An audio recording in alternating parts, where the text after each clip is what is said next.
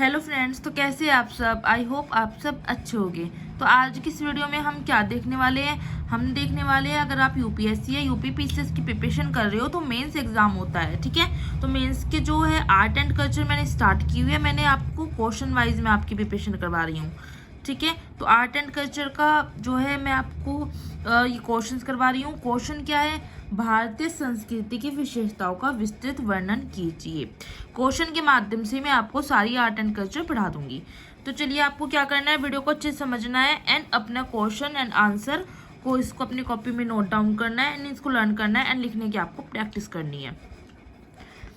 Question क्या बताया मैंने आपको, भारतीय संस्कृति की विशेषताओं का विस्तृत वर्णन कीजिए। मतलब जो भारतीय संस्कृति है उसकी क्या क्या विशेषताएं आपको ये बताना है। तो क्वेश्चन का जब आप आंसर लिखते हो ना, तो शुरुआत सबसे पहले आप भूमिका से करो। ठीक है, देखिए भूमिका में क्या लिखना है, भारतीय संस्कृति विश्व की सर्वाधिक प्राचीन और समृद्ध संस्कृतियों में से एक है। थोड़ा सा आपको इंट्रोडक्शन में बताना पड़ता है कि क्वेश्चन में जो भी पूछा हुआ हो। अन्य देशों की संस्कृतियां तो समय की धारा के साथ नष्ट होती जा रही है, किंतु जो भारतीय संस्कृति है वो आदिकाल से ही अपने परंपरागत अस्तित्व के साथ जीवंत बनी हुई है। तो ये आपने इंट्रोडक्शन में थोड़ा सा भारतीय संस्कृति के बारे में बता दिया। अब आपको क्या करना है, अब आपको जो क्वेश्चन में पूछा है वो लिखना है। जैसे इसकी विशेषताएं पूछी है तो आपको हेडिंग डाल देना है विशेषताएं। प्रमुख विशेषताएं निम्न है, भारतीय संस्कृति की प्रमुख विशेषताएं निम्न है। सबसे पहली विशेषता क्या है, प्राचीनता। भारतीय संस्कृति जो है विश्व की प्राचीनतम संस्कृतियों में से क्या है, एक है। उदाहरण के लिए जैसे भीमबेटका में पाए गए शैल चित्र, नर्मदा घाटी में की गई खुदाई तथा कुछ अन्य नरजातीय और पुरातात्विक प्रमाणों से यह सिद्ध हो चुका है कि भारत भूमि आदि मानव की प्राचीनतम क्रम भूमि रही है। तो पहली विशेषता हो जाती है ये बहुत प्राचीन है। दूसरी विशेषता की हम बात करते हैं और आपको ऐसी ब्लैक हेडिंग से लिखना है। ठीक है, निरंतरता। निरंतरता क्या होती है, मतलब कॉन्टिन्यूटी। भारतीय संस्कृति की एक महत्वपूर्ण विशेषता यह है कि हजारों वर्षों के बाद भी यह संस्कृति अपने मूल स्वरूप में जीवित है।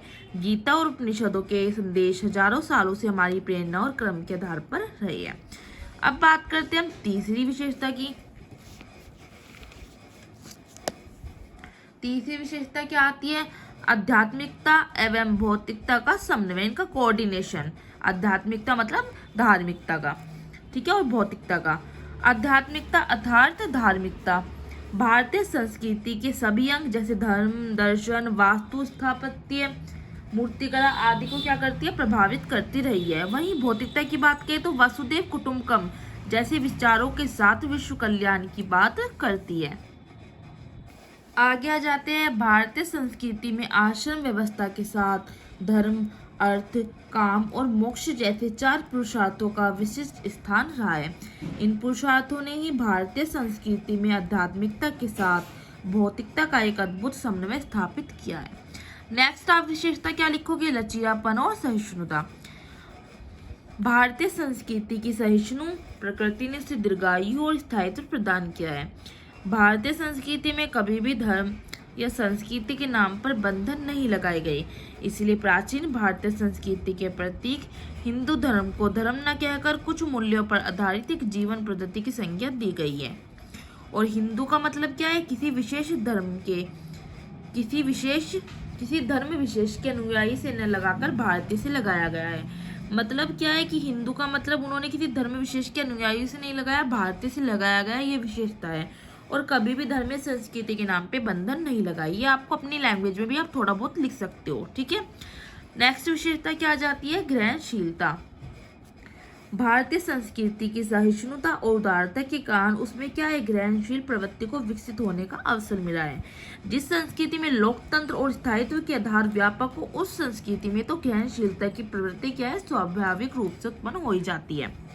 अरबों, तुर्कों और मुगलों के माध्यम से भारत में इस्लामी संस्कृति का आगमन हुआ और इसके बावजूद भारतीय संस्कृति ने अपना अलग अस्तित्व बनाए रखा और नवागत संस्कृतियों से अच्छी बातों को उदारतापूर्वक ग्रहण किया। तो ये क्या है, ग्रहणशीलता। इसकी लास्ट विशेषता में क्या आता है, अनेकता में एकता। भौगोलिक दृष्टि से भारत विविधताओं का देश है। भारत तो विविधताओं का देश है, सबको पता है। यह विशाल देश उत्तर में पर्वतीय भूभाग पूर्व में ब्रह्मपुत्र, उत्तर पश्चिम में सिंधु नदी तथा दक्षिण में हिंद महासागर तक विस्तृत है। देश में आर्थिक और सामाजिक भिन्नता भी पर्याप्त रूप से विद्यमान है, फिर भी सांस्कृतिक रूप से एक इकाई के रूप में इसका जो अस्तित्व है वो प्राचीन काल से बना है। तो ये सारी हमने क्या कर दिया, भारतीय संस्कृति की विशेषताएं लिख दी है। अब लास्ट में जब भी आप मेंस में क्वेश्चन का आंसर लिखते हो ना, तो कंक्लूजन लिखना जरूरी होता है। तो निष्कर्ष क्या लिखोगे आप कि प्राचीन भारतीय संस्कृति की विलक्षणता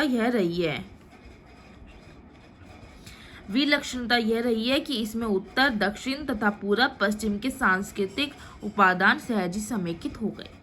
ठीक है, निष्कर्ष में थोड़ा कंक्लूजन में आप जो लिखते हो ना आंसर, उसका सार होना चाहिए पूरा कि उसमें है क्या। तो प्राचीन भारतीय संस्कृति की विलक्षणता यह रही है कि इसमें उत्तर, दक्षिण और पूरब, पश्चिम के चारों दिशाओं के बारे में बता रहे थे कि सांस्कृतिक उपादान सहज ही समेकित हो गई है। तो हो जाता है आपका क्वेश्चन कंप्लीट। मैं स्टार्टिंग से दिखा रही हूँ, वीडियो को पॉज करना और आपको क्या करना है, नोट्स बना लेने हैं। ठीक है, क्वेश्चन के माध्यम से ही आपकी कला और संस्कृति, आर्ट एंड कल्चर कंप्लीट मैं आपको करा दूंगी। वीडियो अच्छी लगी है तो आपको क्या करनी है, वीडियो को लाइक करना है, वीडियो को शेयर करना है फ्रेंड के साथ, जो भी यूपीएससी या यूपी पीसीएस की अदर कॉम्पिटेटिव एग्जाम की, मेन तो ये पीसीएस के लिए ही है। ठीक है, या यूपीएससी के लोग प्रिपरेशन कर रहे हैं ना, उनकी हेल्प हो जाएगी कि मेंस में किस तरह से लिखना होता है। आप इतना क्वेश्चन करोगे ना, उसमें से भूलोगे भी काफी लाइन। आप जब आप लिखते हो ना वहाँ जल्दी जल्दी, तो भूलोगे भी आप काफी लाइन। तो इसलिए कह रही हूँ, इतना तो आपको लर्न ही करना है।